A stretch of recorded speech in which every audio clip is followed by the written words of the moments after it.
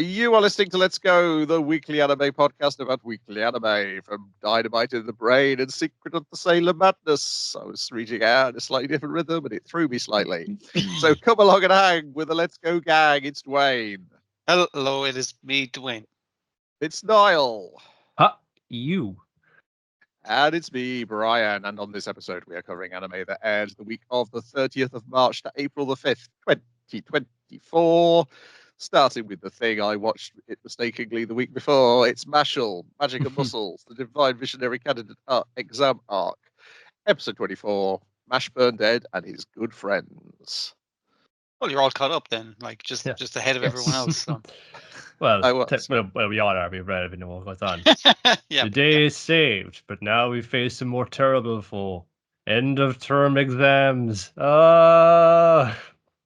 all your school going like teen-centered stuff, both shonen and young adult novels and that kind of stuff, it's always like about the cool magic battles and the cool fucking systems and that kind of shit, or being the most muscular child possible in this case. But did you study for the exams? That's an important part. I know it's a practical exam in can you fight this minotaur, that kind of situation when you enter the school, but you do have to learn magic maths. That's very important.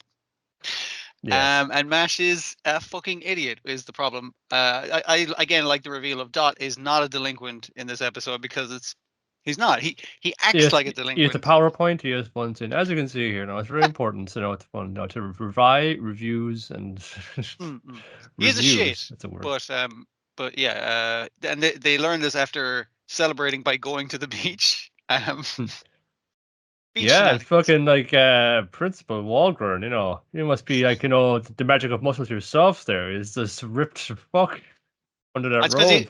It's because he only has the one arm, so he's just using the one arm, so it's just getting jacked. You know what I mean? He's doing everything with it. So that's what it is. Good side, yeah. But then we have civilians storming the campus to complain about MASHLE. And so Lemon's the first one to address them as Mash's wife.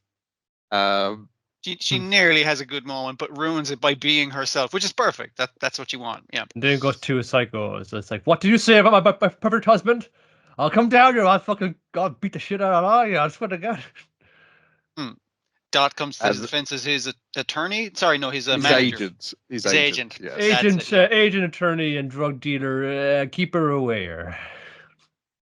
It's all very official until he starts swearing at the hostile crowd, basically. Yeah, this was the piece of English I mentioned last week of when Dot just flicks the middle finger at the crowd and goes, "Kill you." It's obviously a prepared statement. Yeah. I'm very sorry for any discomfort this may cause.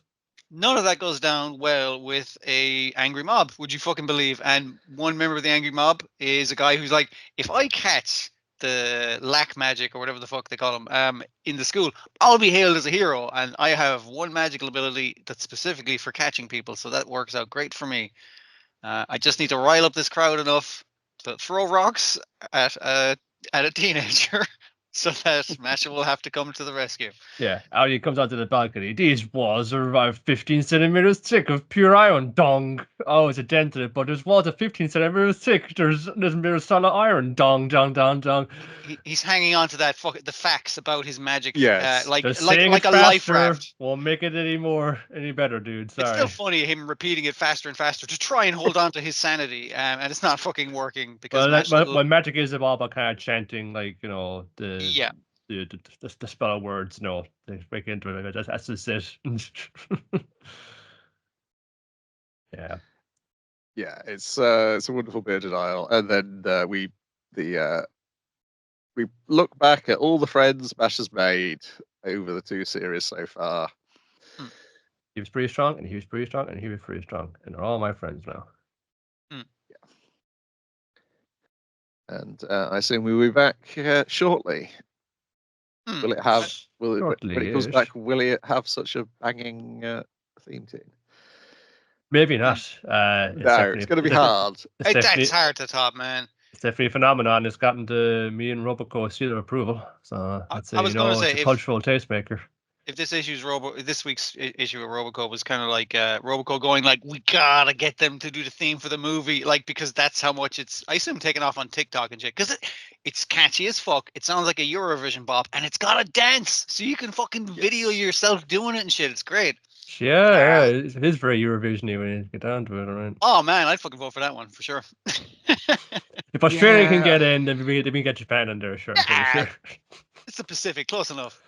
There were call-outs by Europe at one point, you know.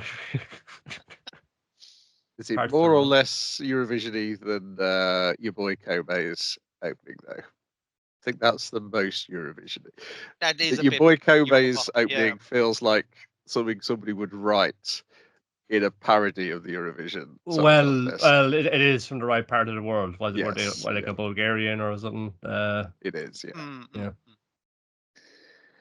Mm-hmm. Yeah, good stuff. MASH, I think it's been a solid series throughout this season and the previous. This one is it's I think it's really it's started again, like it seems to kind of sharpen up and tighten up in a lot of departments in it. Because now you got a lot of play sitting out of the way, you can just well, now people know what they're in for. We just got to just knock it up a little bit more. I was nearly worried that they were going to concentrate so much on wizard fights towards the end of the season. And the wizard fights are still pretty cool, and they didn't forget to put in jokes. So I was just like, nah, they did a great job. Elsewhere, though, great jobs in shorter supply. It's Buchigiri, episode 11. Unanswered Wishes, sudden crab fried rice. In which Masakura beats his way through his friends. That's the episode. He's got evil. Yeah, and he's refusing to fight our guy. Yeah. Because until he beats the head of the gang, because obviously I gotta take on higher and higher levels, and he's the highest level guy who's currently not fucking hospitalized. Our other guy's in the hospital still. He's been in a coma for 3 days. That's bad.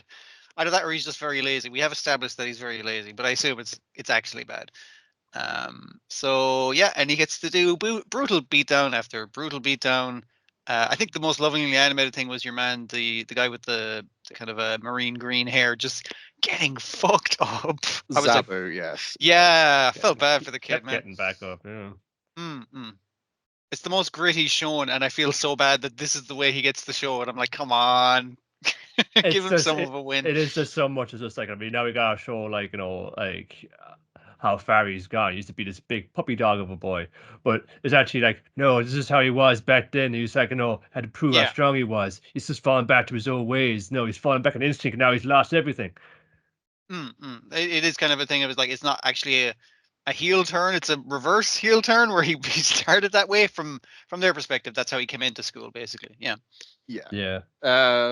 We also get like a bit of an explanation from Senya at the start of what's going on, but it really is not. It's not surprising that Arjun tells him to fuck off, because it's not a very good explanation. I was only going to take over your body temporarily, and then I was going to give it back, and it was just like, so you were going to take over my body without my permission? Get the fuck out!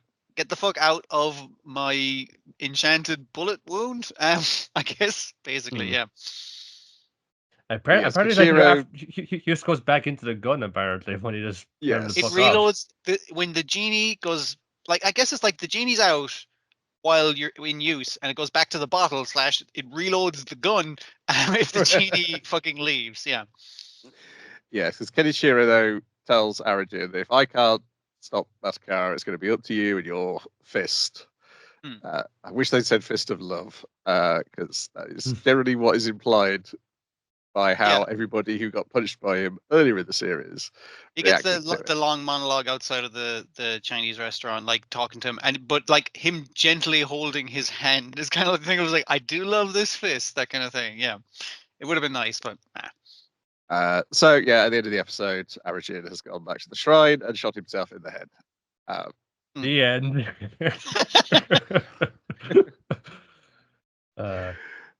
No, we'll do it. We're going to rumble. I was ready for it to be over. I just pick it up. No, there's another one to go. Right. Well, it would have been over if they hadn't missed the schedule and had to do a clip show. So that's the thing that's kind of linked in it. But like, there's little character bits and stuff. Like your man, I always forget the character's names. The snake fist guy, like, been pulled back into the hospital by. I mean, like, I'm presuming relationships in this by his boyfriend, who also got beat up, and it's just like, no, come on, you're too injured, and it's like, it's all right, guys, we'll work it out. Like, it's good moments, but like it hasn't really like built it up enough to kind of get that kind of payoff yet. Well, So, again, there's some of these things that could have and should have happened much sooner. Yeah. It just like it's kind of reset halfway through the whole series, and it's like, okay, we gotta go back over this again, and we got to like what was going to be the overall story. I mean, now we got to do it in half the time after spending our first half really just going off on a whole other tangent. And the other problem it's got this week is there's another delinquent show started that does things so much better. And like, this should be like, the delinquent show, you got to watch out. This delinquent show is set in like a Middle East version of Osaka, and there's genies that you have to shoot yourself in the head to fucking activate. And I'm just like, you should have the advantage here. And it's like, but the fights, I mean, though. Windbreaker is so simple. But we'll get to that later. We will. Then we've got brand new Train to the End of the World, episode 1, Down the Escalator to Dark Nerima. So this is Satomu Mizushima directing, Michiko Yokote writing. It opens with the apocalypse beginning because a guy has decided that Japan needs to catch up with worldwide mobile network trends. It was going to jump 6G straight to 7G. Yeah. We're skipping all the way to 7G. If you haven't watched it, but while we're talking about it, watch it now and come back to this, because I don't want to spoil the wildness, man. Fucking hell. I was just like, all right, so crazy shit's going to happen. Yup. Yeah, and it's just like, we're going to throw the door wide open for anything to fucking go down here.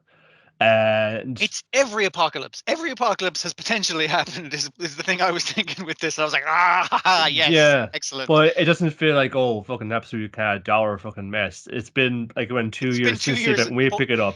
It's so we get kind of Heavenly Delusion. It's just like, again, like there's some recent memory that was just we're picking this back up now. It's not completely like fucking Hokuto no Ken style. Everything's a desert with a few buildings in between are ruined up. It's like, no, things are starting to grow back. We're kind of getting like a soft society, like set back up here. We have kind of, again, a network of like, deliveries, like, bringing goods and food from town to town. We kind of some. We just had to deal with like the what seems to be unique area by area paranormal fucking developments that affected the people. Because hitting the 7G button, and also they pick a random girl who's the 77,777th customer to walk through the gate, and she's like, what? And so I guess she's going to feel like this is my fault because they made me push that button. I was like, there were people behind you in the queue. This would have fucking happened anyway. It's this one guy's fault who made you press the button. It's just pressing the button is so good. It's just press it, and the buildings start warping. It's like, oh, wait, it's like, press it, turn it back off. Then like things start falling. Turn it back on again. Maybe it'll do itself. No, you make it worse. Like, I don't know if pressing it 3 times made it 3 times worse, or was it, like, I assume I would have also panicked in that situation and hit the button a second time, hoping it was also the off button for 7G. But yeah, in this town, the thing is, if you turn 21 and 3 months, you turn into an animal. Like the film The Lobster, wasn't that the film? Yeah. You turn into, like, he's going to turn into a lobster if he doesn't fall in love by X amount of age or something like that. That's how it works in that world. But in this one, it's that, and most of the people in town are different kinds of animals, and they're fine with it. They've been animals for 2 years. They've gotten used to it at this stage. Oh, also, they can only grow rice, bitter melon, and what's the third thing? They can only grow 3 things barley. in this town. Barley. That's it. They can only grow 3 things in this town, which is grand. That's most of your base is covered. But what's for dinner? Sour melon and rice. What the fuck do you think was for dinner? The same thing that's always for dinner. I'm a red panda now. Give me a break. Could be worse. There's like another town a little bit over. They all turned into trees. And again, the banter between the animal townsfolk is like, oh, you'd be better off as a tree. Whoa. That kind of thing. But there's 4 girls left in the town. Hmm. And one of them's trying to find the girl who was in the opening 2.5 minutes, Youko. And so the crux of this first episode is them. It's just getting used to the town, getting used to what the apocalypse is, and eventually giving these girls a reason to head along the train track in the train of the title. 30 stops before they get to Ikebukuro. where is it? That's it, because they get a delivery. So there's still some people. There's a delivery company, the cat or the panther delivery company. Black Panther, Black yeah. Leopard. Black Leopard, sorry, who are still operational, but there seems to have there's like spears in one side, like they've been attacked. There's spears. They have a machine bloody gun turret. handprints on it. On the side They definitely traveled through Apocalypse Town. Zombie Apocalypse Town. Like this is the Mad Max fucking delivery train that is rolled up. They're lovely. The guy has one eye, but like they're grand. He's just like, yeah, all the other delivery companies went under, by which I mean they dead. So we're the only. But hey, we brought you the MOOC of your favorite anime. Oh, finally! Jesus, the thing went off the air 2 years ago after it happened like now, and they really behind and getting the goods. So you can catch up on the plots. Yeah. It's like there's a limited amount of electricity, but we're not entirely sure it's electricity. It's something which comes along the train lines that we can power things with. You can't run the fridge and the microwave at the same time, but I mean electricity, so you won't complain. And also, there's this one weird old man who thinks he's a train who hasn't. Which is unusual in this town. But he used to be like he's not an old man. He used to be a hot dude, and now he's an old man who, like, I thought he just like the way it was framing it. I thought he was just legs and an ass walking around town. Yeah, I thought that for the longest time. Oh, now it's turned to animals in this town. I guess you can turn to other things as well. Like, no, it's just like going around like that. Well, it's like the. I suppose the main girl, she's him out like on a tampon, and it's just like, what's that, boy? where you want to go?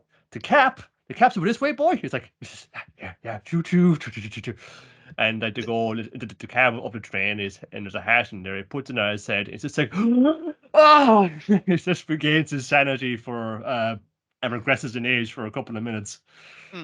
Yes, which only can do once a day. He can wear the cap and he apparently has a grudge against the guy who started the apocalypse. Because I told him not to install 7G, and he fucking did brain surgery on me to stop me saying it, as you can see from the scar on my head. And also, I'm an old man again who can only say choo-choo. And it's like, shit, this is going to take a while to solve. So he's like, all right, little girl, I'm going to train you to drive the train because I clearly can't. I would only be able to drive it once a day, and then pretend I'm trained the rest of the day. I can't come with you for reasons. Yeah, that's it. We're not going to give you anything better than that. It's like, that's fine. You can go along with this. Did you know that the girl is in Ikebukuro because they saw her, like, again, the rare times the paper came out of the caravan and saying, still publishing newspapers? This is in the paper last week? Oh, okay. Yeah, her showing, like, it was actually like, this was fun and weird up to the point where she showed the newspaper to that missing little girl's granny, who is a guinea pig, and the guinea pig starts crying, and I was like, oh no, I feel real bad.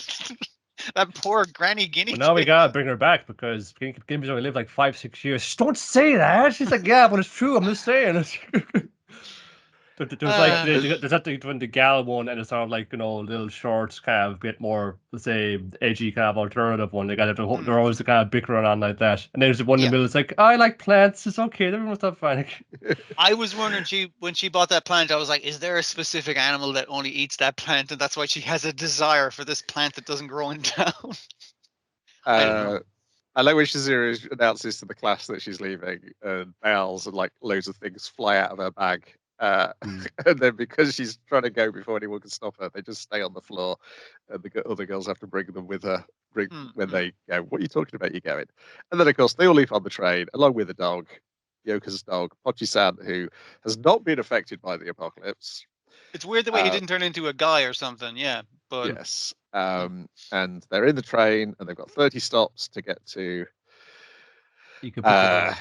That's it, where Youko is. And it's also told that it's even weird because the actual distance between these places has become warped and weird. So what should take, like, a train journey of a couple of hours is going to take them days or weeks. Yeah. It weirdly reminded me of, like, if somebody made an Ikuhara anime with completely different sensibilities. Okay. Of This- like this- the delivery stuff, having it's partly the train graphics which keep on coming up of like charts and stuff. Yeah. The uniform, the design of the guy when he's the old man who becomes young man, he reminded me of the cops in Zanmai. I was just like, it's made sure to say, we'll see how abstract it gets, but this kind of thing. We're going to be going wandering around from place to place. It's going to be weirder and weirder the further we go in. Getting me to think of like, oh, Sunny Boy. It's like, yeah. Yeah, it's a good excuse to like, what wild thing do you want to set the next episode in? Also, cute girls are going to resolve the issue or get past the issue. Yeah, because they really like getting left the door open to like every goddamn thing here now. Kind of like what Sunny Boy did. Rules operate differently in this universe than they did one before that, and they can just like, well, how different do you want to go? Because you've seen, what if it's this universe, but it was like everything was great, or it was like 8 feet higher or something like that. No, we're going to go crazy weird. You turn animals, and we turn 21. Anything you can think of. I like the idea that every, to use RPG terms, every one shot that this thing is going to run is going to be using completely different rule systems and maybe a different genre. Yeah. Also, because they've got 30 stops, and this is not going to be a 30-episode TV show, it also means it's likely to have like a nice, quick beat to it. So we're not necessarily going to spend an entire episode longer than necessary. Yeah. Okay, dude, it's progressing forward. We're point saying first half episodes, we're going to be this stop. Next episode, we're on this stop. Maybe we'll get the ideal trifecta of, depending on how serious or silly they want to go with it. Yeah. I'm intrigued. I'm good. It's just like very inviting, and this did also go by in a flash. So it's getting pulled into it. Then we've got Root of OddTaxi, episode 1. Not an anime. This is the Ibusuki Detective Agency. This is the thing I forgot to watch. That's the thing I forgot to watch. Okay, well, I'll keep it brief. Essentially, it's okay. I know what OddTaxi is, so it's all right. Yeah, so this is another story that's happening in live action while the events of OddTaxi are happening. Yeah. It's a simultaneous story that, because it's set in the same town and involving a lot of the same people, you're like, hey, that's kind of thing, It's just this is all while the mainstream is going on. Meanwhile, down the pub. Oh, it's a bit more than that. But meanwhile, down the pub, the woman who runs the pub hires these 2 detectives to look in on one of the customers she has, this odd taxi driver. I recognized her as the kangaroo. Like, she was a kangaroo, wasn't she? Yeah. She was. Oh, yeah. Yes. So you get that kind of stuff where you're like, oh, I know that character. Are you kind of watching in the background? And I was like, when the guy is in the background of a scene that happened between Otakawa and the crooked cop, I was just like, and he's walking with his phone. I was like, I'm so fucking tempted to go back and watch that cartoon so I can see if he's like a fucking dog or something. Like, oh, that's tempting. Put him in the background.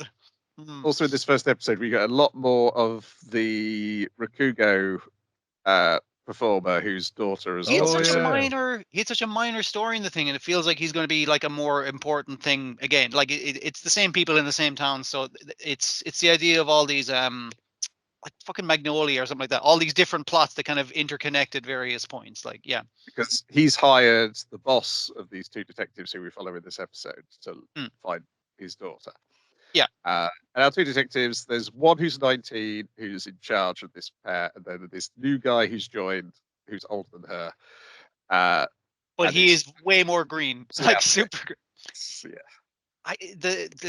He's very stupid, but apparently lucky. Debatable. But that's about it. Yeah, I really enjoyed it. It was a nice, like a return to the thing you're familiar with, because obviously it's the same fucking story, not to mention the same place, but like in a new kind of frame of reference and a new way of framing the story. Because these guys are looking at it from the outside. You know what happened. You watched the show, but they don't. So you're kind of like, I see how you jump to that conclusion as. Like that, just reframing of things and getting it off these different angles, and there's just like a strange air about it. It is like probably this is the Twin Peaks of anime, where it's just like it's this recurring cast as well. You're seeing like they orbit in or orbit out, the different parts of their lives. Yeah, for sure. Yeah, the casting's really fun. The only people who redo their same roles again are going to be the Manzai pair. That's going to be the same people. Okay, cool. And we've seen the cartoon version of a lot of these characters as humans, so like you're not going to get a 1-for-1 anyway. This was a comic book spin-off first. Oh, excellent. Okay. When of course they were all Inhumans because it's not being looked at by the brain issue.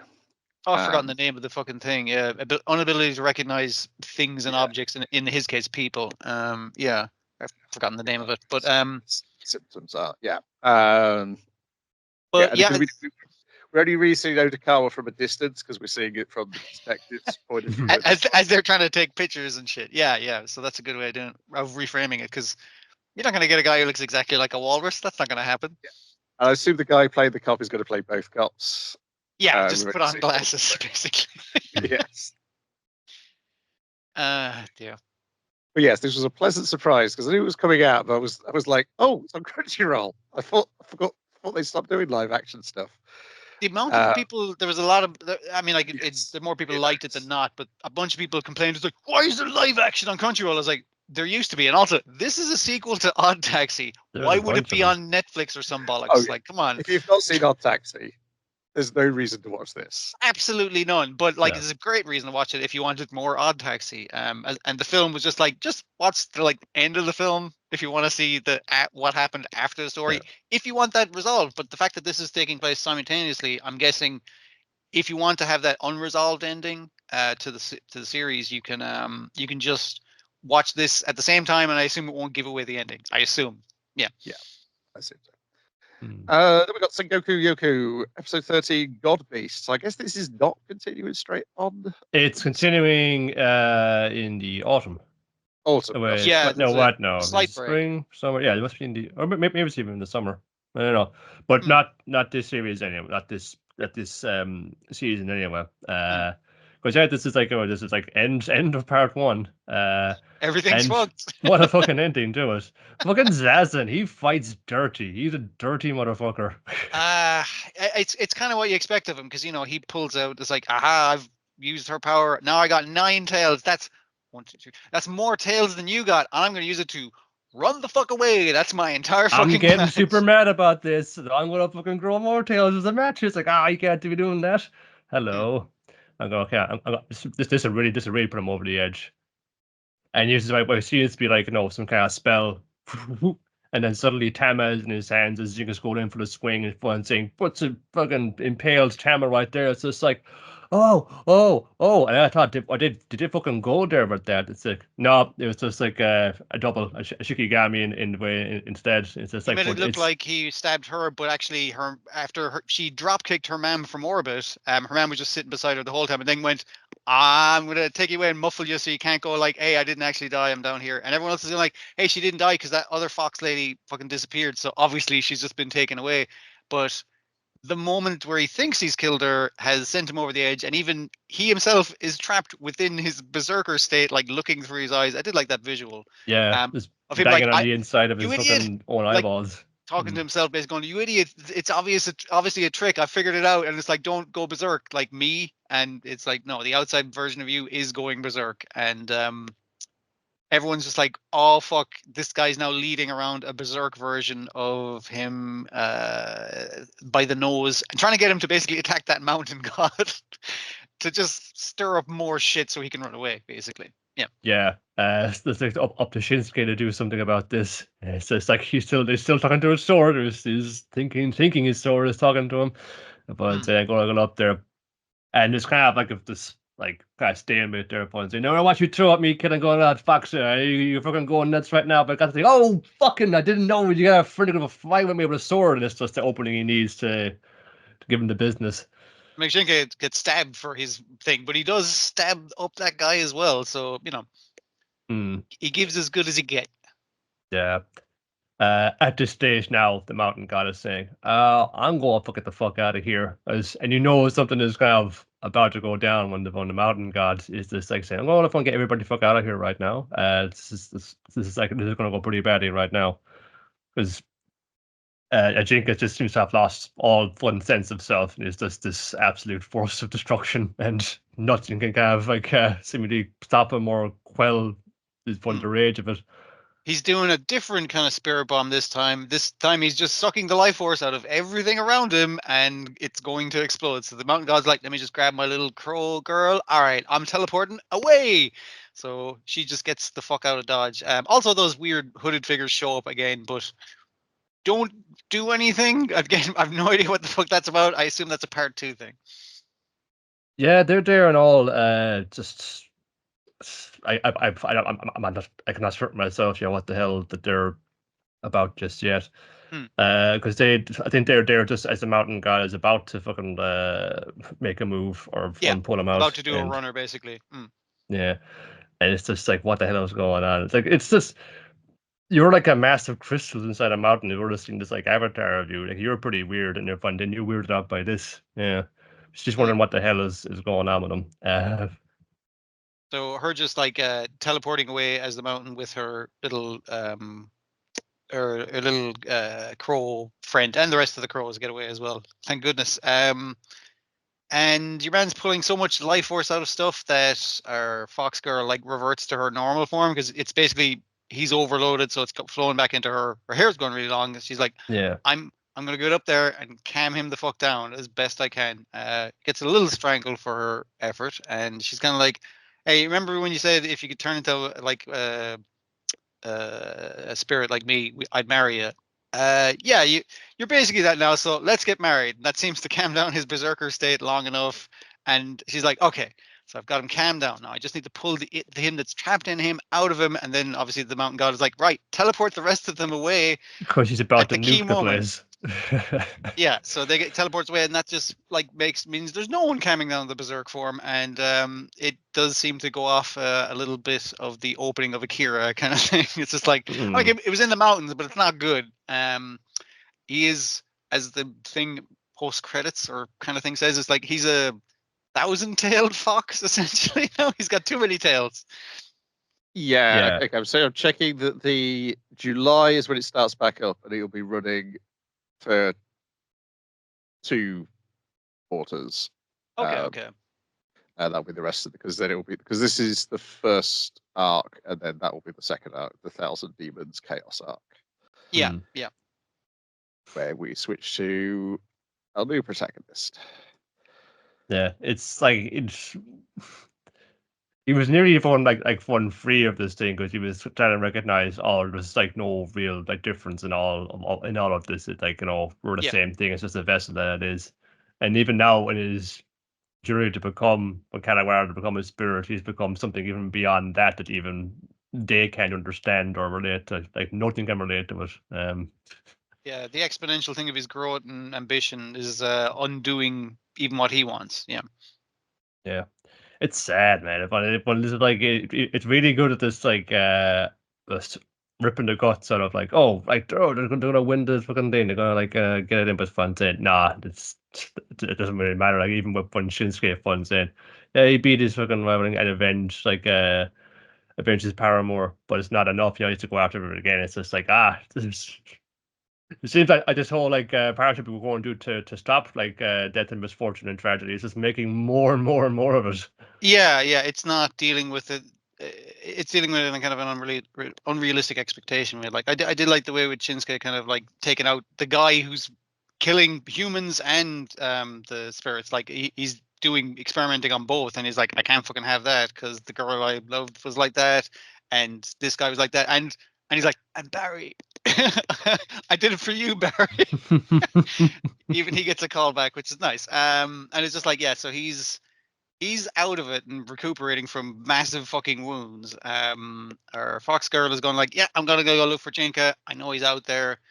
It's an amount of time later, and let's see how we go. And there's a new evil god in town. It's Jinka. Everyone watch out for him, I guess. There's only one thing that could take him out, and that is a small child filled with 1,000 fucking souls of the spirit monster things, which is the guy who's hanging out with that dragon. It's like, oh, okay. Well, yeah, you got like, what's this is one demon with the force of 1,000, and then we have one vessel with the force of with like 1,000 demons inside it. Yeah, exactly. Like it's the perfect counter, and I was just like, okay, so I like the way this has been set up for like the next part. It's an interesting way to do it, because imagine all this was dumped on you when you went into it as part 2, as if that was part 1. That would be fucking awful. I did it. Just did a very nice job of just like with little like bricks just kind of building up and reinforcing what I was going for. Again, I just really loved how to have the two stories in it that would flow into each other, and it just really fun was going on. It's just we got it like just so soon on. It's like these damn monks are messing each other up. We're gonna fight them now. We'll get them next time, part 2. But let's get them right now. We're straight into storming their base and going right for them. It's been quite good at the pace of it. Then we got Metallic Rouge, episode 13, Code Eve, which the series finally finds the metaphor it was looking for. All these episodes, puppets. That's what you should have gone for. It's all about puppets. Fucking obvious. I should have thought of it earlier. It's like, you puppets really without strings, except they do have strings that they don't know about that I put there. Yes. What? It can't possible. So that's not true is what you're going to say next, isn't it? It's like, how did you know? Because I told you to say that. It's like, I am both the director and the script writer and the editor of this play. I'm editing and the music. now. I also composed a theme song. Come on, Tate, I got that mask. Light music comes back in full in this episode as well. I mean, I like again, like a lot of all the I mean, like, I've still enjoyed the show, but of all the flaws of it, like I still kind of want to steal the soundbite of "now is the time for fighting" and like use it in like a tabletop thing. It's just like, now, okay, it's fighting time now. No fucking like let me convince the guy to stop fighting. It's like, no escape or hiding. It's like there somewhere, like, it didn't get used not nearly enough, if you ask me. It's just like, I know. It's going to roll that out. We're going to see some robot suit fights, and it's like had about 4 or 5. Tops. A couple of uses of it, but not a crazy amount. Maybe overuse would be bad as well, but yeah, it's good. It's a good soundtrack. Yeah, essentially, Roy's plan is immortality. The usurper's plan is controlling the needs so they fight humans so they can win the war they lost on Mars. Because the Neens beat them on Mars, so it's just like, well, if we turn their army against them, then that would work out. So you get a narratively satisfactory ending to Roy's part of the story in the way our heroes, even though it is very much reverse the polarity. Again. Well, to be fair, they set it up earlier. They do, yeah. They had to do it once, so you knew that it could happen again, because Naomi's id isn't a combat id, so it's no good at fighting. Because it turns out this Roy is a Neen. He'd already. So when we saw that giant data of all his memories, that was him recording his memories, transferring it into this Neen body. Yeah, it killed himself. It wasn't even Jalion who did the murder. Sylvia. I can make myself look like Rouge as well. So I did. You said to Jalion, keep an eye on him, but he does whatever he wants. I fucking killed me. And she's like, what? It's like, yeah. Remember the day you ordered him to do it? It's like, yeah. It was raining that day, and she's like, fucking what? It's like, yeah, it's implanted memories. Like, that's my whole deal. I've been explaining this whole time. I've made you the person you are. You're really concerned with robot rights because I fucking told you to, not because you actually care about it. And she's like, but I do care about it because I'm programmed to. That's a fucking weird situation to be in, as she's bleeding out in the ground. Well, yeah, she's the one who has the most trouble accepting this turn of events, which is why she's right. Robots do deserve human rights. But she's been programmed to think that moral thinking, basically. Like, so do you actually believe it, or just because, like, well, it's just the social mores? I should want this. I programmed you woke. Woo! It's just like, get fucked. Yeah, like Eden's like, well, even though I was programmed to love you, Gene, I do love you. And Gene's like, yeah, I know, it's fine. Also, yeah, whereas the taking care of the usurper's plan is just Gene going, oh yeah, I dealt with their virus. Yeah, that was fucking dumb. That was like, okay, we're setting up the sequel. Here we go. I was like, we don't have fucking time. Wrap it up. They all got scary red eyes. Oh, it's a Neon uprising, but this is what they fear is going to turn violent. It's okay. I programmed an antivirus. Oh, it's all fine now. Oh. And They now also the got their Neans have their own free will, but saying, get back to work, Neen. It's just like, no. I like that. That was a good bit. It was good. It does just show comes that in they the last have 30 seconds of the independence. fucking series. Yeah. I get you.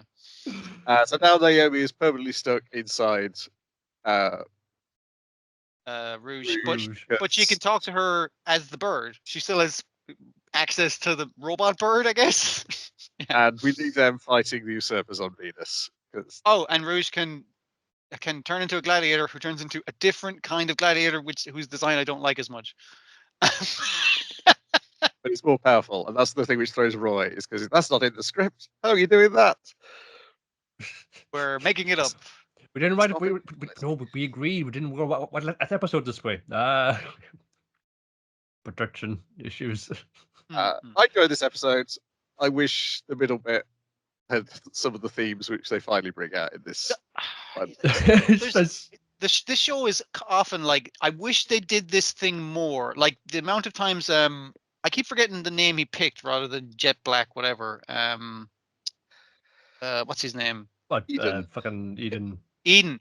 I like the fact he kept going like, "Good job, son." And he's like, "Don't fucking call me that." Like that was a funny bit. I wish that bit happened more besides this one fucking episode. Well, you know, like when you're like writing on the blank sheet, and you just like you start writing this size and you start doubting this. It's like, oh yeah, I gotta get this all. Oh, I got more. It's just like you got to get smaller letters to get to the corner.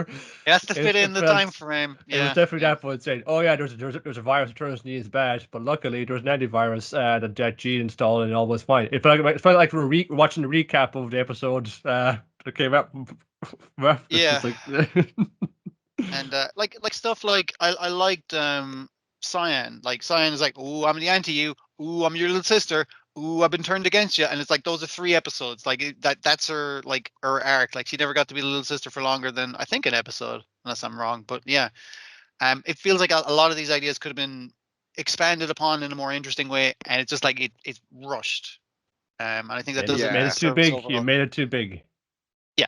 Yes, I'm looking at the credits now. Yeah, the 3 good episodes were the Kimiko Arena ones. The one on the bus, the one on the space cruiser where the dog gets punched, and then the one where they're having dinner, episode 10, and where that's a bottle episode, and it's good. Like it's great. It is, yeah. Somebody knew what they were doing, but no. The rest of them just like. Because I think of one you talk about Ibusuki, it's just like, yeah, Razafon did fucking go places, all right. You know, that was a fucking like big ass story. I was thinking like maybe at a certain point after you go to such a size, you just can't scale back down again. You can't forget how to. Yeah, I enjoyed watching it though, and so that's fine. It's not bad. It's the thing of like disappointed. Like it's a passing grade, but not like a high grade.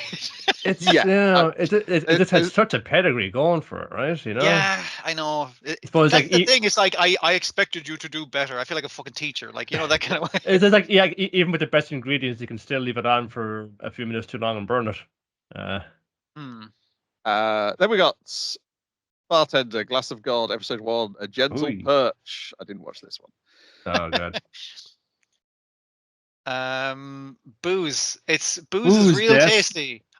Again, my main problem is the whole time watching it, I was like, I just like a cider. You know, I don't need a mixer or nothing. This doesn't need to be fancy.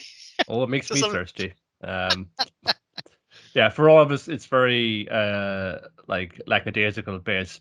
I like it fits and starts like the old Bartender series, and yeah. And a kind of like a Wi-Fi, and then there's similar things in like in Japanese like TV dramas like Midnight Diner, which you can see on Netflix and things like that. But, oh yeah, there's this kind of story, and usually like Araki Joe is the person who's written most of them. There's like I guess later on, because there's a few casts into the Bartender where like there's this bar in Tokyo. If you go to it, there's bartender, you can mix up like this incredible drink, you know, and it's going to be whatever your problem is. It's going to be just the refresher you need to help you to, you know, kind of crystallize your problems and see what you can do about it. So you see, alcohol can be a solution. Did you know?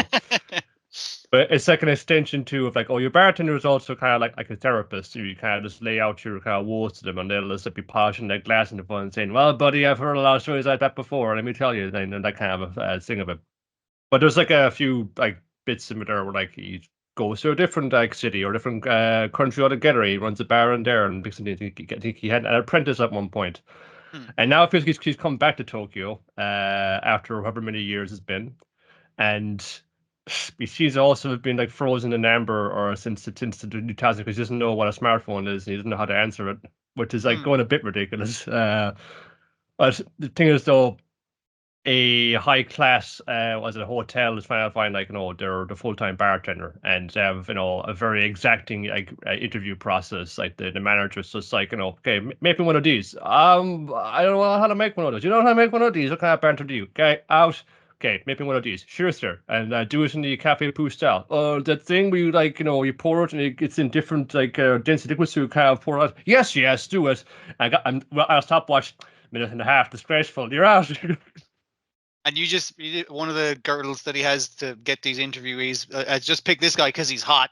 He's a hot bartender who just like does, you take a picture of yourself with him on Instagram, that kind of fucking thing. And he's just like, all right, immediately out. I'm not even going to fucking let this cunt make sense. All right. Well, we had to do our own research and we got to try like every bar and trendy like mixology place across the city and see what we can do if I'm saying which is fine up to the point where the budget won't let them put it on the expenses account. It's just like, well, we gotta fucking pay our own fucking tab. This is bullshit.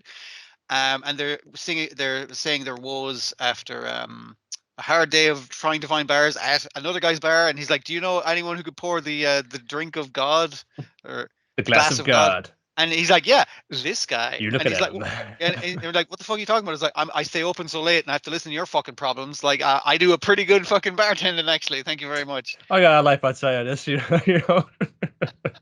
That guy I like. He's okay. But they run into that dude again, and dude is on the park who didn't know how smartphones work, and he left his library book. Because we're Japanese citizens, we feel obligated to return to the library because it's the proper thing to do. But run into him again. It's just, it's this guy again. It's like, oh, he's back. That's the guy. This is Ryu Sakura. Ever heard of this bar called Eaton Hall? Oh yeah, he used to be here, but it closed down some time ago. He left the city altogether. It's like, what happened with that? I don't know. But I hear he's set up in a different place here. Just go check it out. Maybe could be the guy you're looking for. So they go out there, a very unassuming little location. They just like go inside there. Behind the door, it's got two wild lads at the end of the bar propping it up with the whiskey. It's just like, hey, what's going on? And then it's like, in deference to how I saw him outside, it's just like he's completely like, I'm in the zone, I'm in control for and saying, good evening, ladies. Please come in, have a seat. Nice to see you again. Thanks for helping me out there the other day. And one of the old guys, like, friends of yours is like, acquaintances, And he's just like, why is this guy fucking like cool here? And even your one, the younger one who is into the influencer bartenders. Flair tender. Yeah. She's kind of like, okay, the way he's mixing my drink is fucking hot. Like, look at these fucking fingers. Like, again, the animation does pick up for the mixing parts. Yeah. So she's like, oh, you got to get a drink off this guy. And your one's like, all right, I'm going to test this cunt. I'll take whatever you recommend. And he's like, and one's like, come on, that's a bit fucking hard. He's like, no. If he can figure that out. And he just makes a, what's it, highball or something? She's just starting to say, okay, he's going for the whiskey, but it's going for a scotch, or it can't be that. It's like, no, okay, he's mixing this like this. And I'm going, oh, okay, this is putting it in doubt order, I see. He's kind of ruling out. So it can't be a Manhattan or yeah. No, it is a whiskey. What's it? Lemonade and highball. I think it's just like a highball. It's just a highball, yeah. But just lemonade, bit of ice, bit of lemon. He's got a fucking highball. This is the best he got. Well, I guess he was this. All the stories about him was just like that. And we'll finish this drink and get out of here. And it's like, oh fuck, that's exactly what the fuck I needed. Holy shit! Transported to know she's in a sunny beach somewhere, and it's just like, what? How did you know? And it's like, his deductive skills, just like, and they'd heard this before, like, missing the other lady's drink. It's just like, I'll have a martini, please. And it's like stomach rumbling. It's like, oh, martini's a very strong drink, but I think we want something a little bit more fruitier and simple. Why? What do you kind of prefer? Give me something pink, okay? Perfect cosmopolitan. It's like, oh my goodness, this is amazing. And he's done a similar kind of like power deduction on her one, saying, oh, what is this? Like, how did you get this like highball so good? It's just like, well, see, they're very proud of their ice in the Japanese like bar scene. You may have seen the both dudes who they carve it into a perfect sphere, or they carve it into a diamond, but like, yeah, it's like you freeze it and you refreeze it and you carve off like the outside, and just that the core bit will just stay like super solid. So that means it won't water down your drink, and it'll just kind of stay like this. And it's See, like that's the thing where he's like, oh, I noticed that the button on your lapel was falling off the last time we met, and it's fallen off now. So obviously you're so overworked, you didn't even fucking notice that it was gone, and you're wearing your watch different, so because you're on the fucking clock, that kind of thing. So I know, like, you need something a little lighter, an alcohol thing, a little bit of refreshing. And specifically, she ordered a highball in that other fucking bar, and she complained to the bartender that it was too fucking watered down. And he said, "You fucking spend too long talking. The ice is melted." And he's like, "I'll use my not melting ice." And it's just like he's used the fact that you like highballs against you. He's diagnosed all of this. It's like I got Yeah. the prescription for you. Because he compares like this. There's two jobs that people can't lie to: medical care and bartending. Because it's what's it like Oh like, God! the I wrong was medication with is him. poison or something, and I'm like blah blah blah. Yeah, I was with him like up to that bit now. The fun saying, yeah, this is kind of It's what he very does in the highfalutin. old series as well. It's just like, you know, he's putting a very flowery metaphor about this, like, yeah, this is what Ernest Hemingway drank. He stood up to his boss, so you can do the same too. Something like that. Like, where's the fun saying, you know, bartender. You know, what does that word mean? And it's like your bartender is your therapist is right there, and also you're the person who takes care of this place and the people in it. But it's like, but a bar is like, you know, a solid Oxford's bit of English wood, Dictionary like a perch. defines bar as a thing that a bird sits on, like a perch. So perch is a synonym of bar. Now, if we take that, tending means minding. So being care and being careful and caring for things. So I am a gentle perch because it's like, yeah, okay. I mean, like, I guess if you like run that through fucking translation party a few times, that's what you're going to end up with. But yeah. So it does. Maybe that sounds like more profound than it actually is when he is. No, I've had a few like stiff drinks with him. It's it sounds a lot better than it actually does. It's like, but I was getting with it, you know. And I'll see what it'll do with like a next story on where it's like, because he's always something still haunted him because he's got his new setup. He was back in town. He goes back to the vacant lot where the old Eden Hall was. He's staring at it, man. It's just like, how did it all come to this, man? It's because you travel around the world and your bar fucking went out of business. It's just from seeing him be a super competent dude he is in the older show, and at that it's amusing seeing him as outside of his bar, outside of his old world confines, where he knows how it works. He says like a complete fuck up. He's like, whoa! How do libraries with smartphones work? I don't know. Yeah, it's got good vibes, but like, yeah, see where it goes, I guess. Yeah, there's a whole host of like kind of other like bartender characters in there as well, like associates and things like that. So if you can kind of bring some of them in, and the differences in how they do their job. How they do it. There's more than one kind of bartender. Like even the dude is doing like the fun tricks behind his back. There's space for that guy as well. Maybe he's got a story to tell. I wouldn't like him, but yeah, I'm naturally biased for this. I'm invested into this because this is an area of study. I'm quite involved and enthusiastic in. So I want to see what I can deliver, and if I can, you know, it's no Imagawa this time, so there's no like kind of dreamy style he's kind of good at with his slower stuff. But we'll see what these like people come up with. And it's got the material to work from. So yeah. Right, then we got The Witch and the Beast, episode 12, Eloquence and Silence, final act, in which it ends with an amazing advert for the comic, in like teasing you with the following. So good. That's like I enjoyed the episode just fine, but that fucking teaser is excellent. That's fucking class. It drops a lot of stuff on there, like. It does have a bit for like, you know, it is like, as you know, all world is divided into this many continents. It's like, okay, it's kind of like, you know, fairly rote. But then it does its own thing of one thing. Oh yeah, also in the middle of the world is just like is this hole, and the hole goes, well, we don't know, but if we know if you can go down there's a certain direction, and like, and each like story of this is a different fucking universe altogether. Oh, that's so good. That's fucking excellent, man. So it's like, oh, there's like fun 8 continents, you know, and there's like, you know, the Holy Empire is here, and we're about here. Fun, you know, it's a big less road to magical explore. as you go down the continents that are a big road to explore. You can see you go around. Well, I said, yeah, we're going to ignore all of that and just focus right here in a whole other place altogether. Yes. Before we get to that, we get the rest of the flashback where the executioners corner the witch, murder her brother, and then they're like, oh goodness, we can't steal her powers because she's got a curse on her. What are we going to do? Well, our heroes arrive, and this is you're a witch still, so you can go and kiss Gidao, and he can A get witch into his kissing a witch, normal that body. unlocks both the curses. So Yes, because it turns out that he's like, it turns out that body he's trapped in is also a witch's body. So yes, both the curses are undone temporarily.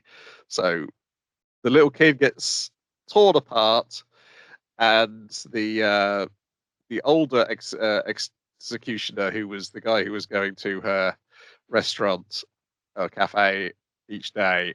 He was looking forward to torturing a small child. It's like, I enjoyed your tea. Now I will enjoy your pain. I'm an evil essentially gets unmade. His existence is unmade. He was just told to perish. Yes. It's gone. I'll perish in the maximum way possible. Yes, sir, no problem. Because she's got the magic of I do a thing, you fucking I say a thing, you fucking do it. That kind of thing. Yes. Yeah.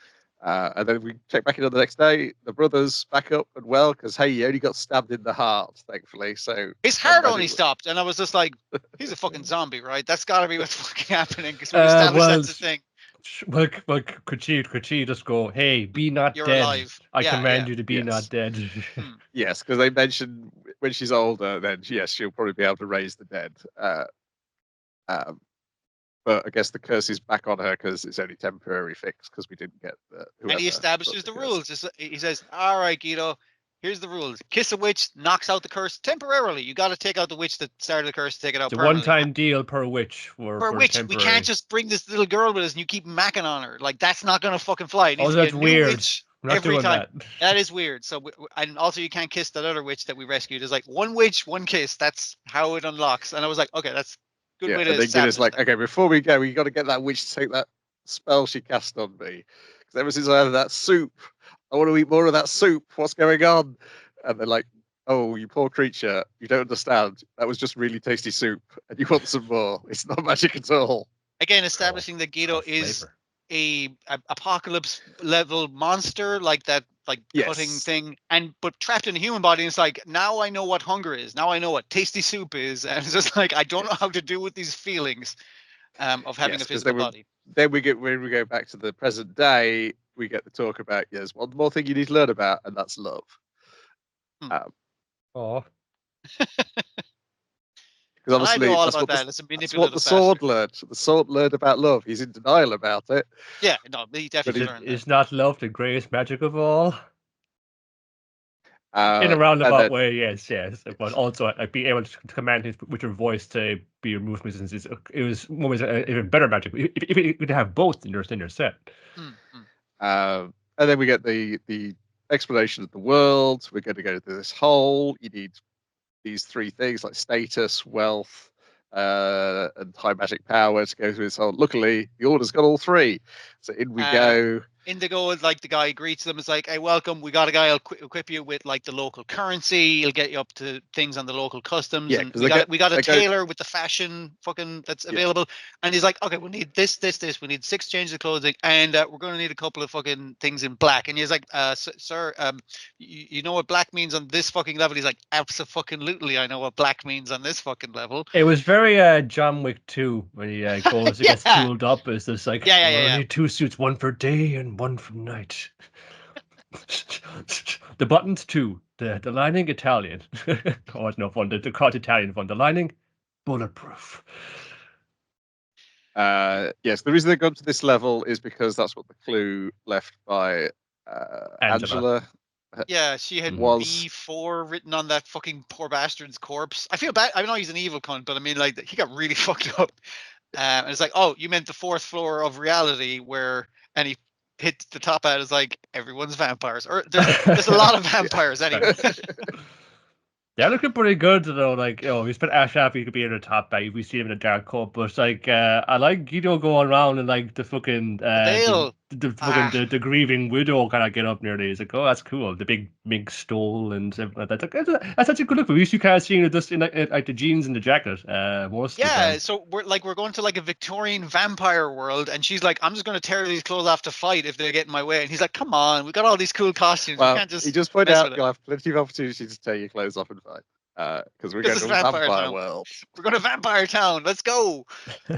What a fucking great way to go! Like, oh, I want more of this immediately. Because like you're fine with the world as is. Like, yeah, 8 continents, it gets more magical, less magical as you go away from the capital. But this country is rich with magic and money, and also we're going to Vampire Land.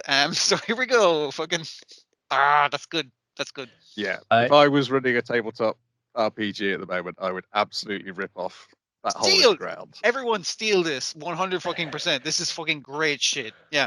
Yeah, it's just all of these like I had these like in my head like Witch and the Beast and actually Metallic Rouge and the kind of parallel because we're both sort of going for a similar like early mid 2000s revival, very nocturnal setting, lots of oranges and kind of like things like that.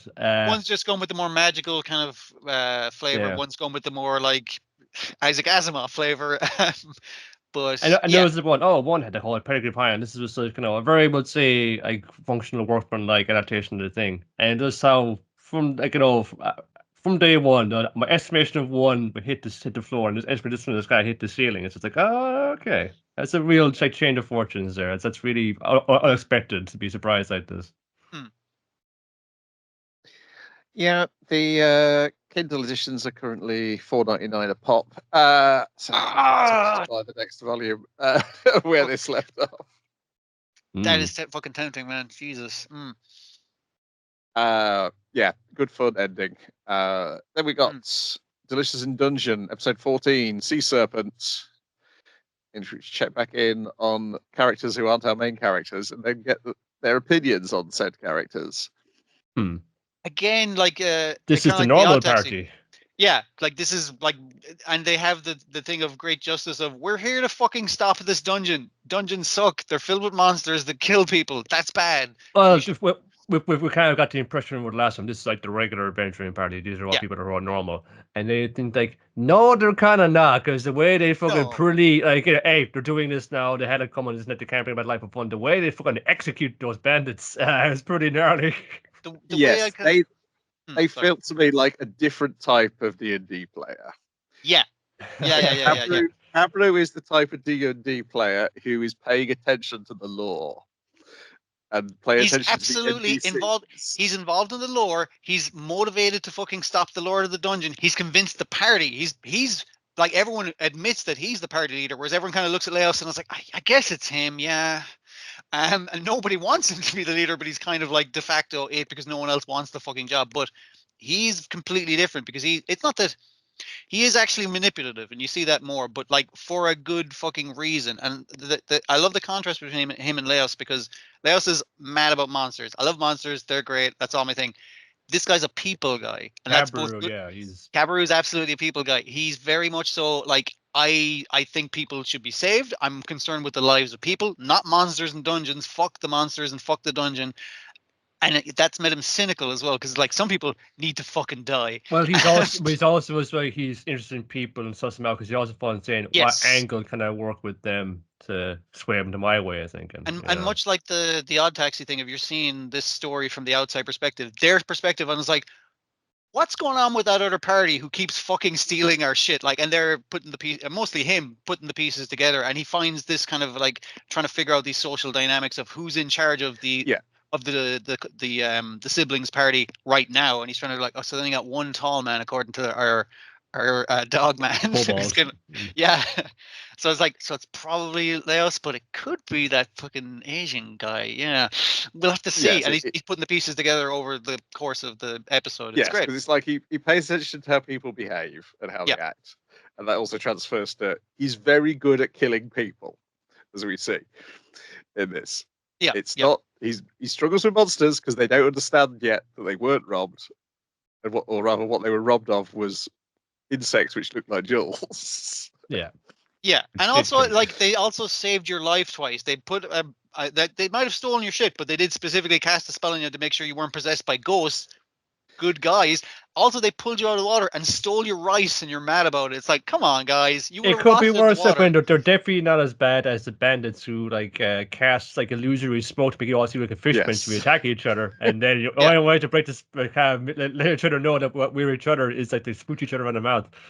Well, that's more the cast top Rin casting a spell, though. It might blow them up, but she's know all fishmen. We do open with them having been pulled out of the water and revived by Mr. Tansu. Mr. Tansu, who's like, listen, I'll only charge you for the goat, like the goat's blood that I had to replace your blood with, because this is basically charity at this fucking stage. I'm doing important fucking dungeon shit, but I don't mind reviving people along the way. And initially he's kind of like, I recognize that dwarf, and your one's like, you're looking at dwarves now. You should be looking at me. It's clear she fancies the fuck out of him, but yeah, that's the thing to set up on with fucking ripped.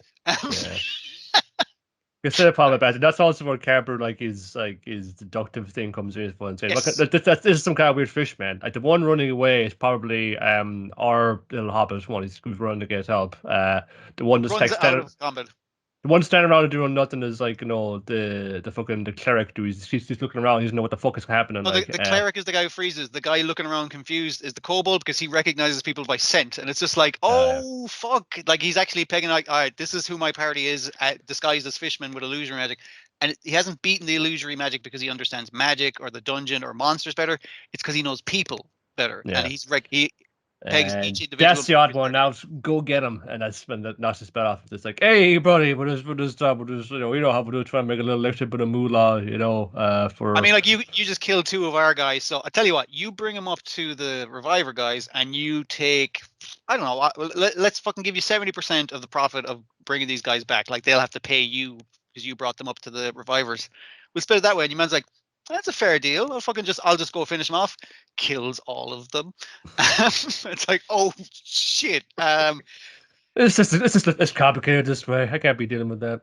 And he does explain it. It's like, if these kind of cunts, basically, they would have let us and the thieves that we're chasing kill each other, steal all our shit, and like, if this is the way the economy of the dungeon goes, it's only pricks like this that'll be in the dungeon, and then we will have the problem of monsters spilling out of the dungeon because no one's taking care of the fucking problem that is the dungeon.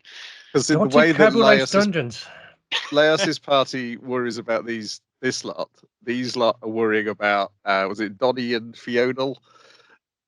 The 2 even lower level characters we've met earlier. Oh, they're like, it's unusual to see an elf. It's like, what about her? It could have been her. It's like, no way they'd be down at this fucking level. They suck. Oh yeah, the deduction on, but yes, like when Riz looking at the magic, it's like, yeah, it's this elf magic, and it's done by somebody who went to blooming magic school because they all do the same way. Like the way it was wrapped around you kept that on. He's like, it's fucking evidence. It's like, yeah, it's textbook the way that fucking. And I love when Kuru, the kobold, is smelling the scent so they can figure out who it was, and he's constantly pointing out a very strong dwarf smell because this is before they've washed him. I've never smelled such dwarf, and there's a dwarf right there in your party. But yeah.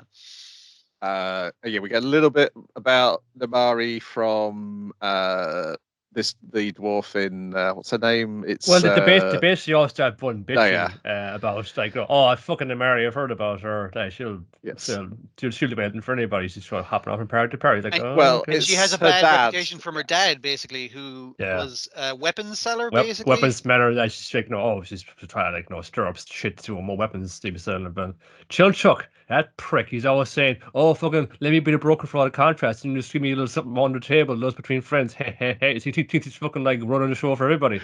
He's king of the fucking hobbits. And then they immediately point out that she probably pays the kobold in dog biscuits. Big Bell's problem with Chilchuck appears to be that Chilchuck does everything above board and legally. Yeah.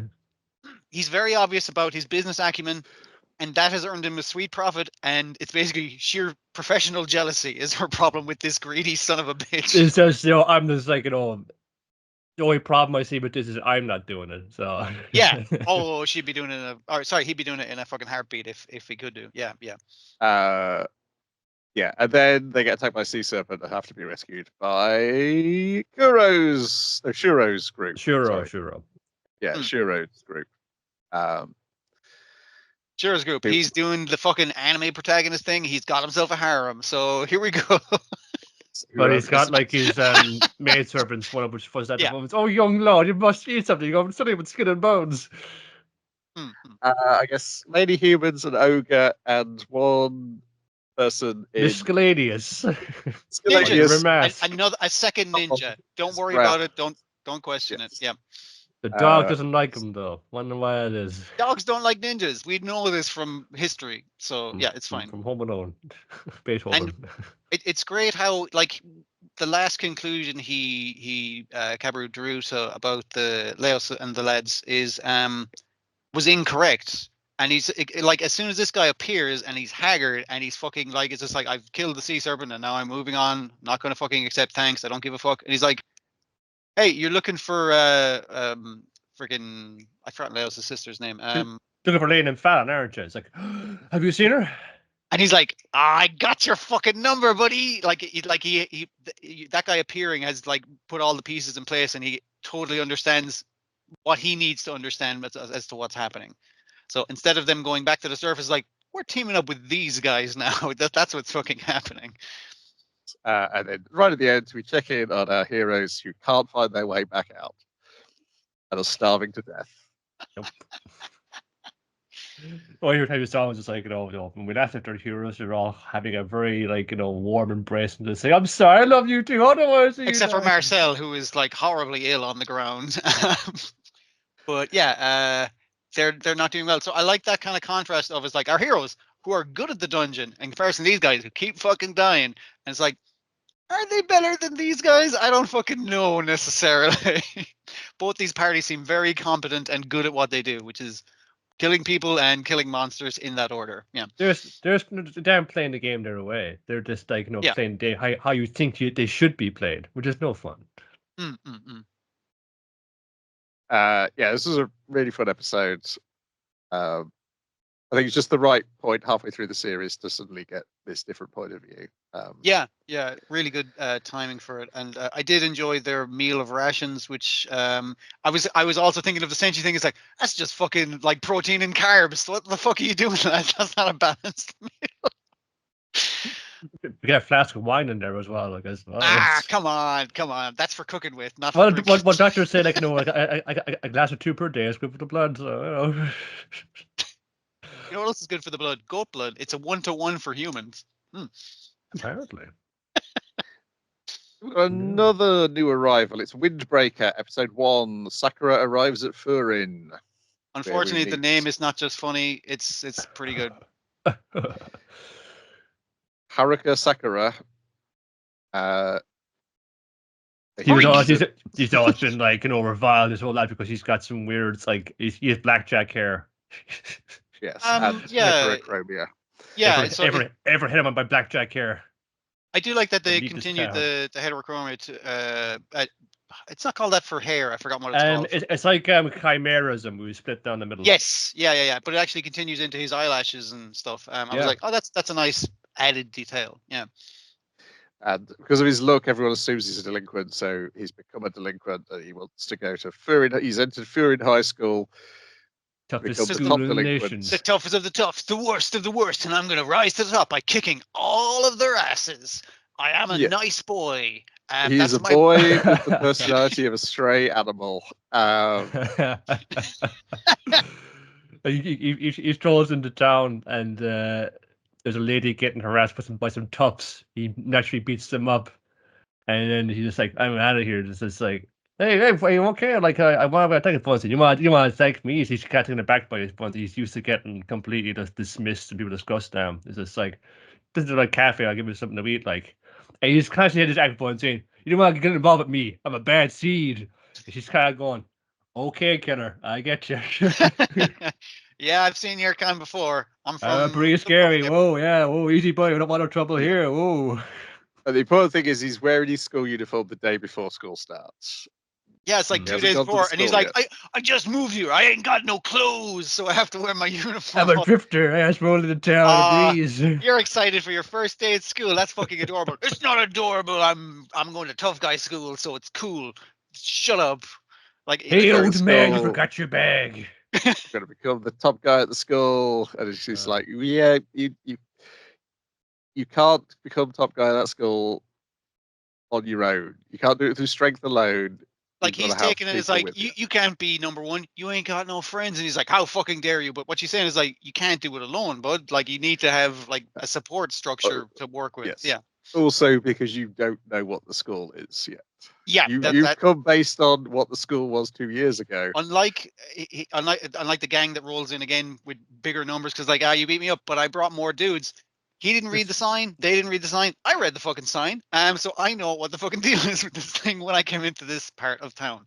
Yeah. Yeah. So yeah, the gang has come back. Who we beat up earlier. They brought more men, and they start threatening Kotoha,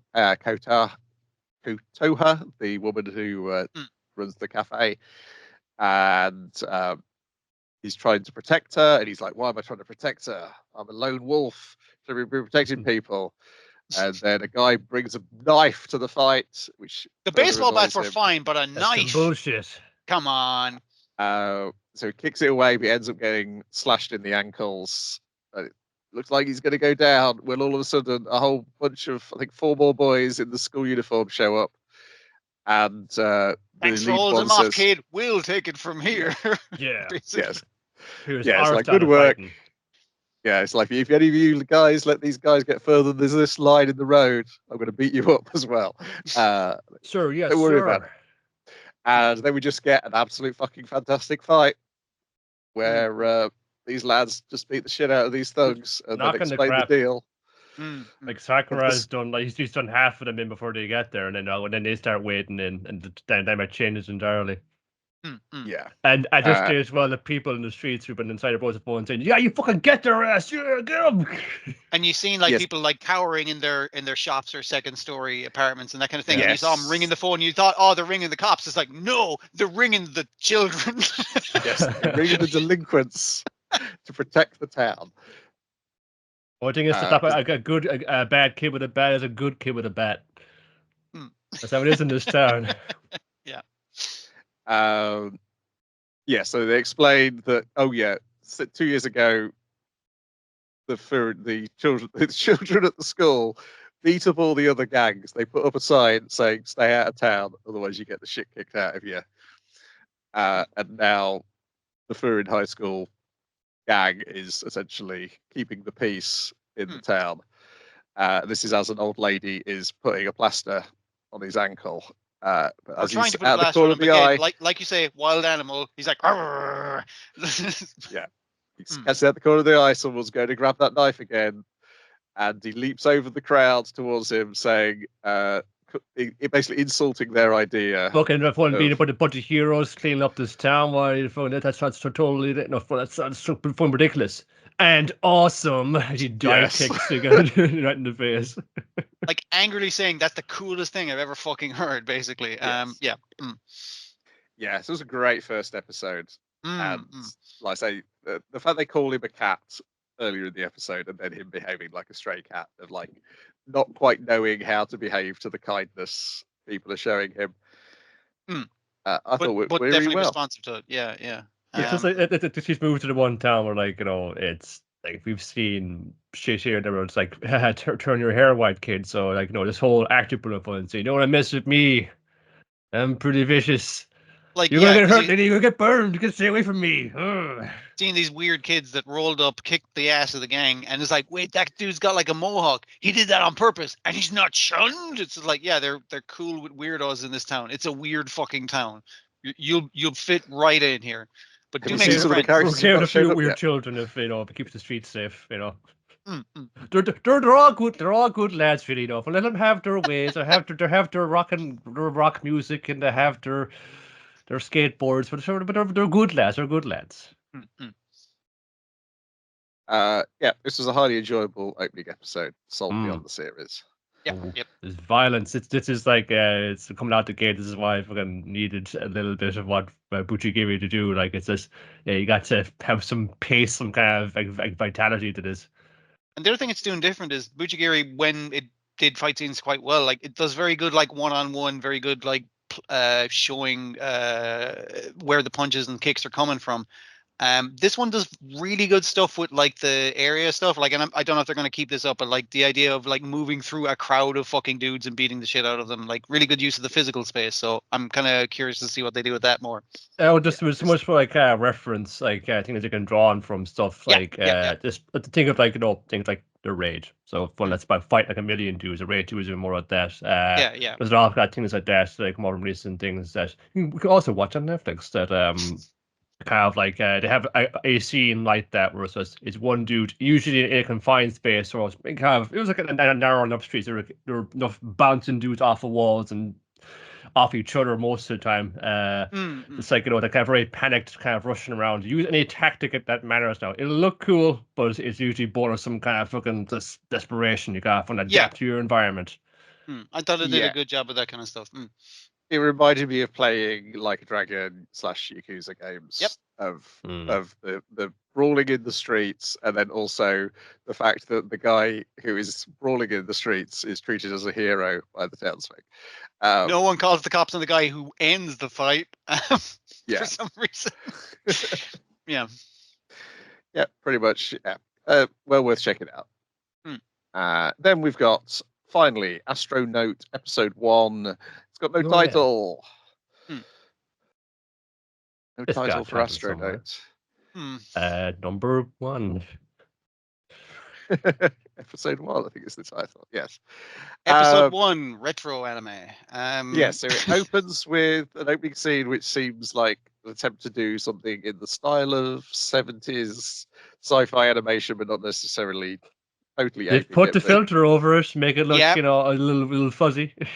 They have some sound effects that are slightly adjusted TIE fighter noises, and I'm like, oh, I like what you're doing. That's good stuff. It's the old stock sound library. I do like that. And sort of very static moving spaceships. You're just moving the sheet. Yeah. It's just the sheet that there. It has like the kind of the the waving line of like the laser one. It's like Captain Harlock space battle kind of job. And then after the credits, we're in an 80s anime, specifically based on Ikoku.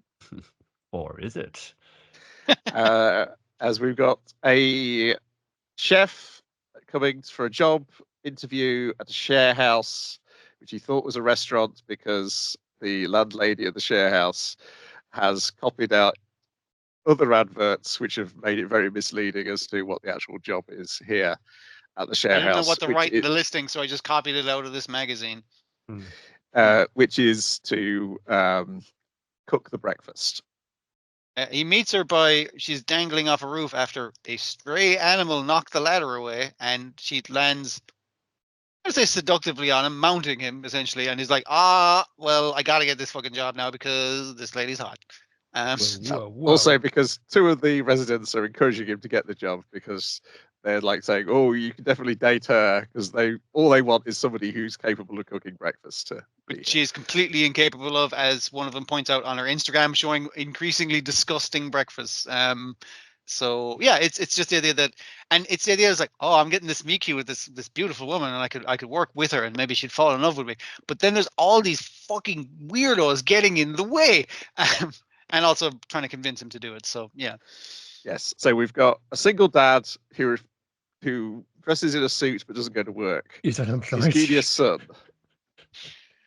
Like, he's talking to the son. Of like, don't keep calling the unemployed man unemployed. Unemployed people hate it when you talk about how they're unemployed. It was just like. And then later on, he boasts about how unemployed he is. It's the life of unemployment. I got it. We have the young woman who's like, this I'm just gonna go about in me sweatpants things all day, but I'm an aspiring idol. I'm gonna make you all show up my routine to you. We have an old man who looks with an enormous head. Yes, he has the physical proportions of Mr. Mixelplick. Apparently, according to the website, he's a self-proclaimed author. But he hasn't proclaimed that yet. Your man looks him up online on his phone to see, and he's like, I must use a pen name. And your one's like, oh, is that one of those Samaritan phone? And he's like, you don't know what a smartphone is? And she's like, yes, the second instance of this, but at least this time it makes fucking sense this week. And then there is she has a poodle who is very vicious whenever Takumi, our hero, seems to be making moves on Mira, our landlady. And then we later learn that he can talk English when Takumi overhears they're having a conversation about the alien race that they belong to. But it has the word for their alien race sounds very much like widow. And so Yes. therefore Takumi thinks, oh my goodness, she's a widow. Just like in Mason Goku, this is going to be a problem in my relationship because I'm not going to live up to her husband. There's also another person staying in the inn who you see in the background who we aren't introduced to. Doesn't want to come to the welcome party. I wasn't invited. It's just, I don't know what the deal is there. They just... Well, they never opened up in the initial scene, so yeah, I guess there's that. I presume Mira knows about this, but it's like, I don't know, but this didn't come up, so I didn't find it relevant. Yes, and then I think there's 2 more characters in the credits who we haven't met yet. One of which is probably that person in the background, and if they're not, then that person in the background is possibly a Young Ones reference. Or various, just kind of weird people around town as well, as she shows them around town. There's like, oh yeah, this is where you get all the fresh veg. Everybody kind of knows me here in this cafe and things like that. And hey, a cinema, check it out, Starfight. Remember Starfight? I remember Starfight. I don't know about it. It's just like, moving on. He's like, oh, why should we weird out by space alien stuff? That's strange. I haven't seen many movies. It's just but it's got Cobra in it. You like Cobra? Remember Cobra? It's like I want to see that film actually because it seems to be like every science fiction film at once. You got like Infinity Gauntlet, you got Space Victor Cobra, all of it. Yes, because apparently they're here on a mission to find something in this house, her and the dog, and then they can return to their home planet and claim their throne. She's more looking to Skype off. Is like, can I get a smartphone? Because apparently you can look stuff up on it, and we can find out where this magical key is. And he's like, shut up. No. We know it's in the fucking house. Do you want to go see a movie? It's like, no time for movies. Inferior civilization. Don't interact with it. Only find the key. That's all we're fucking focused on. And I guess the reason she had the ladder up in trees earlier in the thing is because there's is it like a toucan or some kind of very strange mechanical bird watching them from the fucking trees? Yeah. Yeah. It's a weird house. Yeah. It's a weird old house, and I enjoyed this a lot. Though, to be fair, I am probably exactly the audience it's pitched at. Yeah. Oh, there's this there's an alien in this house, but based on your residents, it's like, okay, spot the alien. Who do you think it is? Just based on some of the faces they're putting here. Who do you think the alien is around here? Yeah, fine, no problem, easy. That old Not the old man with the enormous head. Oh, he's in with a shot, but no problem again.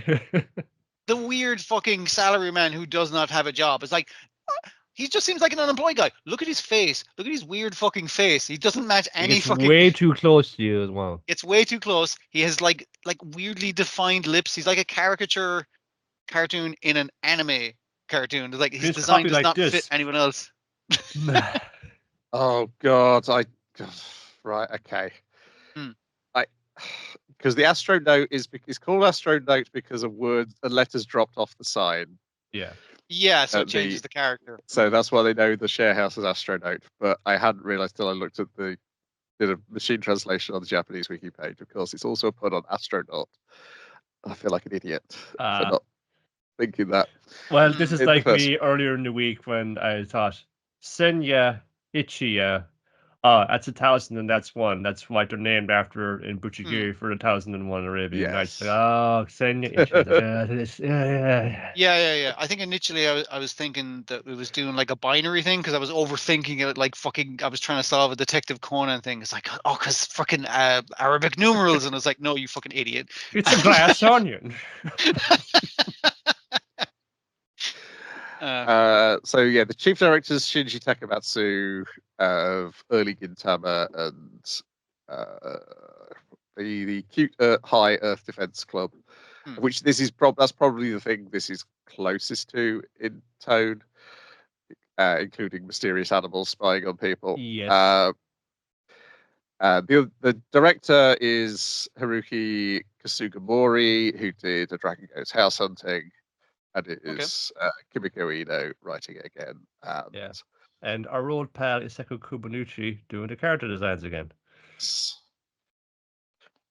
This is like star-studded in a different way than Metallic Rouge, and I feel like it's not going to let me down in the same way. Again, I still enjoy Metallic Rouge, but like also because I don't think it's as aiming as high as Metallic Rouge was. that's the thing. It's just being dumb fun, and I'm just Yeah. like, yeah, you guys can do dumb fun quite fucking well. So yeah, It's got a writer here who is, not as prone to flying off the handle without good reason.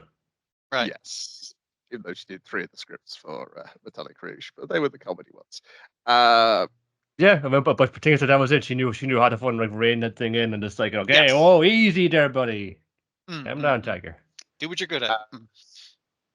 Yeah, I'm looking forward to it, but as I say, I definitely the idea of somebody who looks like they come from a 70s space anime hiding in an 80s romantic comedy anime is almost designed to appeal to me in a incredibly specific way. I'm fine with pandering as long as it's pandering to me. Oh yeah, exactly. Oh, we got to go on next week to talk about it further pandering. I don't think it's as successful as this, but in terms of like things aimed at middle-aged people, we've got the Fable to talk about next week. Yeah. Everything old is new again.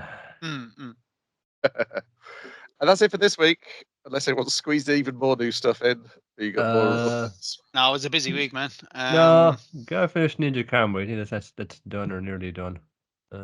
Yeah, I need to get back to that. Well, is there anything else? Let me just check the history. I don't think there was.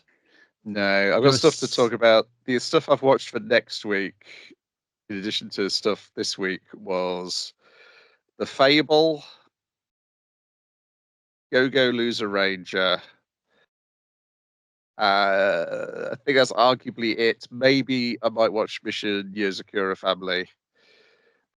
Tombo is so poorly produced. No need to go for that. I'll watch Mission Yozakura because I'm enjoying the comic. I'm still behind on it, but yeah. Yes, here. Chibi Godzilla's for next week as well, isn't it? Yes, Chibi Godzilla will be tomorrow as we're recording. It'll be on Wednesdays. It will get English subtitles on the Godzilla channel, in which they're introducing Chibi. What's the Godzilla's child called? Manila.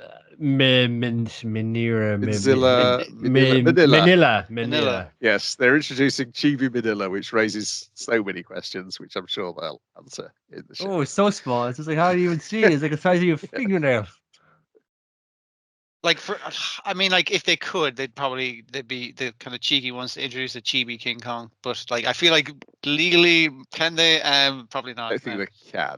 Yeah, I know, but it would tie into shit that's happening now. Chibi Kong Godzilla in cinemas right now. We can send them to the microverse. We can get them in here with Ant-Man. Yeah, and so small. I guess Manila's the adopted son of Godzilla, so that's. Well, it's like Goofy, so Disney cartoon is actually fucked because he's got a son, the rest of them got nephews. Exactly. Right, that's it for this week. Ta-ta for now. Goodbye. Bye. Good night. Leave you with the thought of Goofy fucking.